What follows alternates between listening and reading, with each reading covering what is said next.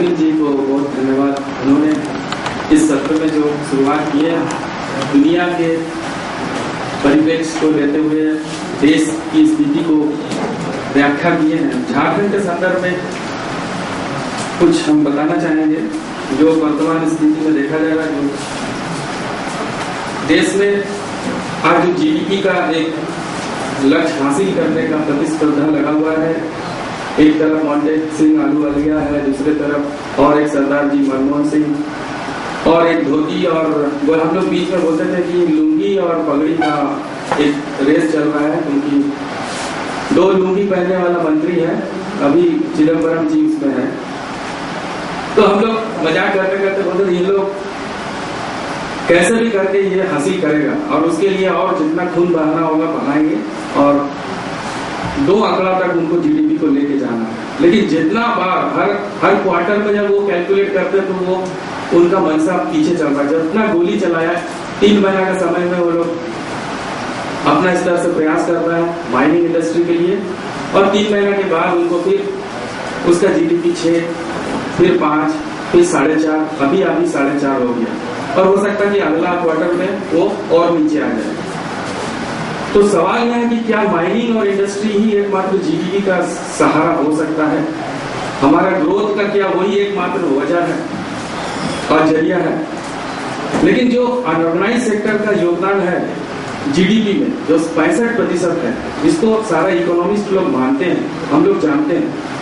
तो इस परिस्थिति में हम अनऑर्गेनाइज सेक्टर के लिए क्या कर रहे हैं?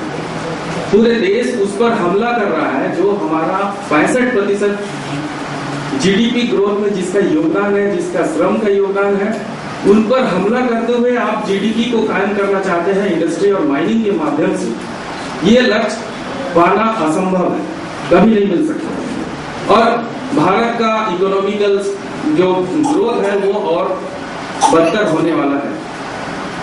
और इसके लिए हो सकता है कि यहाँ के लोगों को जो और मिलिटराइजेशन किया जाएगा, और ज्यादा पैरामिलिट्री फोर्सेस को डिप्लॉय किया जाएगा झारखंड में, और रिसोर्सफुल एरियाज में, स्पेशली ये जो 6-7 राज्य है जहां पे खनिज और प्राकृतिक संपदा से भरा हुआ, वो ऐसी जगह पर हम और ज्यादा डिप्लॉय करेंगे। आखिर इतने ज्यादा डिप्लॉय करने की जरूरत क्यों है? तो हमारे अरविंद जी ने कुछ बताया था कि देश में किस तरह से इंडस्ट्रियलाइजेशन में बहुत सारा फैक्ट्री में इजाफा हुआ, और वो लाखों के तादाद पर। और उसी तरह से पार्लियामेंट के अंदर में भी कॉर्पोरेट का हमला बढ़ा। उन्होंने अपने समकालीन हस्तक्षेप में लिखे थे, हम उसको पढ़े। 330 कॉर्पोरेट घराने के लोग हमारे पार्लियामेंट के अंदर में नीति और कानून बनाने के लिए बैठे हुए हैं। तो हम लोग कानून के और संविधान के लिए सब पढ़ाई भी कर रहे हैं और काम भी कर रहे हैं। तो जो अब कानून बनाने वाले लोग पार्लियामेंट के अंदर में कॉर्पोरेट घराने के 330 लोग बैठे हुए हैं, जिसका मेजोरिटी होता है। ये 330 लोग मेजोरिटी में है आज, वो अपने अनुसार हर कानून, हर नीति अपने अनुसार बना रहे हैं। तो हम लोग कैसे करके उसका मुकाबला कर सकते हैं?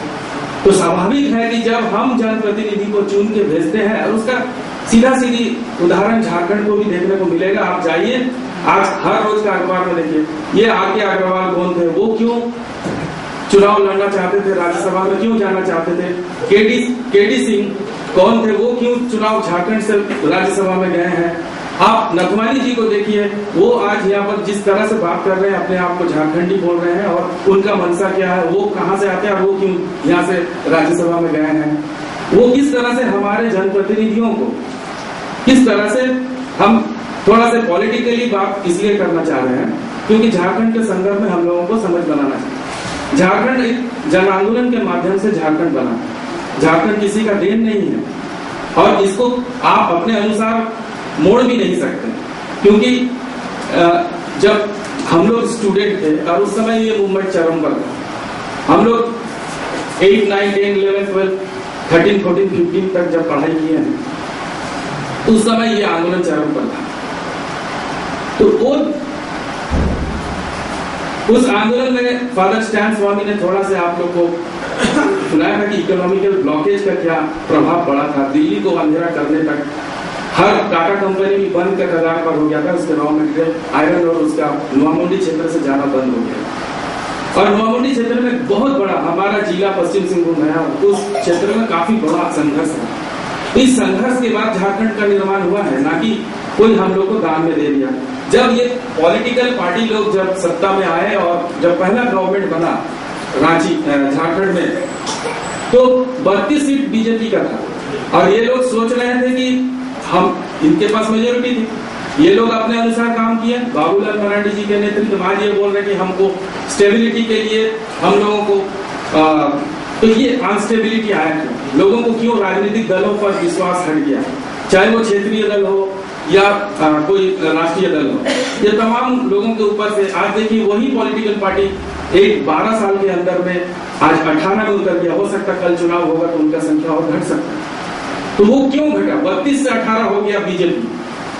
कांग्रेस की स्थिति क्या है, तो ये जो पॉलिटिकल स्थिति झारखंड का हुआ है, ये यहाँ के लोग नहीं समझ रहे हैं या राजनीति नहीं समझते हैं, या उन पर जो राजनीतिक दबाव है, उन पर जो लूट और ये चीज का जो जारी है, यहाँ का संसाधन और तमाम चीजों पर यहाँ के लोग नहीं समझ रहे, ऐसी बात नहीं, वो समझ रहे हैं और उसके तहत वो खंडित जनादेश बार बार दे रहे हैं और उनको चेता रहे हैं कि ये खंडित जनादेश आपको हम चेता रहे हैं कि आप सुधर जाइए, न तो आने वाला दिन और भी खराब। हम जब खंडित जनादेश दे सकते हैं तो इसके बाद हम और भी कुछ कर सकते हैं। तो इसके इस मैंडेट को सम्मान नहीं कर रहा हमारे राजनीतिक दल, इस मैंडेट को सम्मान नहीं कर रहा है और इसके अनुरूप अपने आप को नहीं सुधार रहा, जो झारखंड की एक सबसे बड़ा आज के डेट में एक समस्या हम लोग समझते हैं, जो एक राजनीतिक समस्या है। ये पॉलिटिकल प्रॉब्लम को जब तक हम नहीं समझ पाएंगे, क्योंकि ये तमाम जो डिस्प्लेसमेंट और लूट, कॉर्पोरेट लूट का जड़ वहीं पर है। आज किस तरह से पूरा शासन को कॉर्पोरेट घराने के माध्यम से बार बार सत्ता में चेंज हो रहा है और जितना बार यहाँ आए 12 साल में 8 मुख्यमंत्री को देखे होंगे, 8 बार मुख्यमंत्री, 4 मुख्यमंत्री ने कई बार 2 लोग 2 बार आए और उसी तरह यहाँ पर राज्यपाल भी 8 बार बदल गए। इसके पीछे कारण क्या है? वो तो राज्यपाल तो एक ही आ सकता था, 5 साल तक आराम से चल सकते थे, लेकिन यहाँ जो 5वीं अनुसूची क्षेत्र है, जो राज्यपाल का एक बड़ा भूमिका है, उनका जो दायित्व है, संवैधानिक दायित्व है, 5वीं अनुसूची क्षेत्र कोई मामूली चीज नहीं है, हमारा कॉन्स्टिट्यूशन है और उसके जिम्मेदार वो है, गवर्नर है, और ये लोग वायलेट कर रहे हैं यहाँ का तमाम चीजों का, सीएनटी कानून का, एसपीटी कानून का और पेशा, ये तमाम चीज। आजादी के पहले सीएनटी कानून बना और आजादी के बाद पेशा बना, तो आजादी के पहले अंग्रेज हुकूमत को ये सीएनटी कानून का क्यों बनाना पड़ा? उसको क्या जरूरत पड़ गया था? इस क्षेत्र के लिए सीएनटी कानून की जरूरत है और सीएनटी कानून में क्या लिखा हुआ है? कोई अंग्रेज का ब्रिटिश शासन वाला बनाया था तो वो अपने ब्रिटिश का रूल्स रेगुलेशंस को यहाँ लागू नहीं किए थे, और यहाँ का रूढ़िजन्य कानून को लागू किए थे। यहाँ का जो परंपरा है, यहाँ का जो शासन व्यवस्था है, यहाँ का जो लोकल गवर्नेंस सिस्टम था, उसको लागू किया गया था। विल्किंसन रूल क्या बोल रहा है? आखिर ब्रिटिश हुकूमत विल्किंसन रूल को भी क्यों लागू किया कोल्हान क्षेत्र के लिए? तो ये जो चीज है, आप लोग लॉ से जुड़े हुए हैं, इनको भी बारीक से समझने की जरूरत है। अब कैसे इसका वायलेशन हो रहा है, क्यों वायलेशन कर रहा है, कौन लोग वायलेशन कर रहे हैं, और जिन लोग यही संविधान प्रावधान का बात को हम लोग जब बोलते हैं कि आप इसको वायलेट नहीं कर सकते हैं, हम इसको रोकना चाहते हैं, तो हम जब इसके रक्षा करने के लिए हम जमीन नहीं देंगे, 5वीं अनुसूची क्षेत्र में तो आप जमीन ले ही नहीं सकते हैं, सीएनटी और एसपीटी जहां लागू है वहां आप ले ही नहीं सकते हैं। ग्राम सभा का जो ताकत है पेशा में, उसके बारे में जब हम लोग बात करते हैं तो आप नक्सली, आप उग्रवादी हैं, आपको मार दिया जाता है। इसका कई उदाहरण झारखंड में है। जिस तरह से स्टेट रिप्रेशन अभी बढ़ा है, इसका कल्पना नहीं किया जा सकता है। हम लोग छत्तीसगढ़ का संदर्भ में ज्यादा समझ बना रहे हैं क्योंकि वो ज्यादा मीडिया उसमें फोकस किया हुआ, क्योंकि वहां नक्सली, लेकिन झारखंड में जो नक्सली है वहां तो एक नक्सली का गिरोह को दिखा जाता है, ज्यादा एक ही नक्सली वहां पर है, सीपीआई माओवादी। लेकिन झारखंड में आज का अखबार प्रथम पृष्ठ में ही है, देख लीजिए। वो सिर्फ गुमला जिला के बारे में बोल रहा है कि यहाँ पर क्या स्थिति है। वो जिला ही बोल रहा है राज्य के हाथ से चला गया, वहाँ एक पैरेलल सरकार चल रहा है। खूंटी का भी वही स्थिति है। रोज मैंने कितना हत्या हुआ इस साल भर का, उसका कोई हिसाब नहीं। इसके लिए जिम्मेदार कौन है? क्यों ऐसी परिस्थिति लाकर खड़ा कर दिया गया? स्टेट का क्या यही कल्पना के लिए जो लोग आंदोलन किए हैं? और क्या ऐसे ही झारखंड बनना था? झारखंडियों के लिए एक पूरे झारखंड को अगर हम समझना चाहेंगे कि झारखंड 100 साल में झारखंड की स्थिति कहाँ चला गया। झारखंडियों लोग यहाँ पर झारखंडी और झारखंड में आदिवासियों की संख्या मोर देन 70% टोटल पॉपुलेशन में हुआ करता था 1900 साल में। मात्र 1900, आज 2013 हुआ है। 113 साल में हम आज अभी कल का अखबार में आया 26.7, जिसमें भी हम डिक्लाइन है। 0.1% डिक्लिनेशन बता रहा है कि हमारा नेशनल ग्रोथ रेट में आदिवासियों की संख्या घटा है, लेकिन ये और ज्यादा घटा था। आप कैलकुलेशन करके देखिए, एनालिसिस करके देखिए 2001 का सेंसेक्स में जब झारखंड नया बना तो यहाँ लोगों का इनफ्लो, बहुत ज्यादा लोग आए थे। झारखंड में रोजगार का संभावना बढ़ गया है, यहाँ काफी इंडस्ट्री और खनन होगा, लोग बहुत आए। लेकिन इस 10 साल में जो प्रतिरोध हुआ, लोगों को लगा कि यहाँ हमको रोजी रोटी नहीं मिलेगा। 10,000 को ऑटो चलाने के लिए रांची शहर में घुसा है। फुटपाथ में दुकानदार, रिक्शा चालक, ठेला चालक, रांची शहर में इतने लोग आ गए बाहर से। हमारे लोग यहाँ से पलायन करके दूसरे जगह जाते हैं, और हमारे शहर में इतने लोग कहाँ से आए? जब इनको लगा कि आप यहाँ पर बहुत ज्यादा डेवलपमेंट का जो भी सरकार का जो शुरुआत तौर पर MOUs का सिलसिला देखा कि नहीं, झारखंड में तो रातों रात यहाँ पर विकास हो जाएगा और नया शहर बन जाएगा। मित्तल शहर, एसआर शहर, जिंदल शहर, ऐसा बहुत सारा शहर बनेगा और हम लोग का रोजी रोटी यहाँ बढ़ेगी। लेकिन यहाँ के लोगों का प्रतिरोध उसको रोक दिया। हम जमीन नहीं देंगे। और जैसा इस प्रतिरोध हुआ है, लोगों का जो संघर्ष है, इस चरम संघर्ष के समय में देखिए चारों तरफ गोली चलना शुरू हुआ। चाहे वो बाबूलाल मरांडी हो, चाहे शिबू सोरेन हो, जो अपने आप को बोलता है कि हम गुरुजी हैं और यहाँ हम झारखंडी हैं, लेकिन वो भी अपने शासनकाल में काठीकुंड में गोली चला दी, 2 लोग को मार दिया। तो ये स्थिति है। अभी कुछ घटना को आप देखिए, उसके साथ साथ पुलिस का काम, पुलिस किस तरह से काम कर रहे हैं। नक्सली हिंसा, पूरा कॉन्फ्लिक्ट जोन, झारखंड एक कॉन्फ्लिक्ट जोन में ट्रांसफर कर दिया गया, ना कि ये कॉन्फ्लिक्ट जोन था।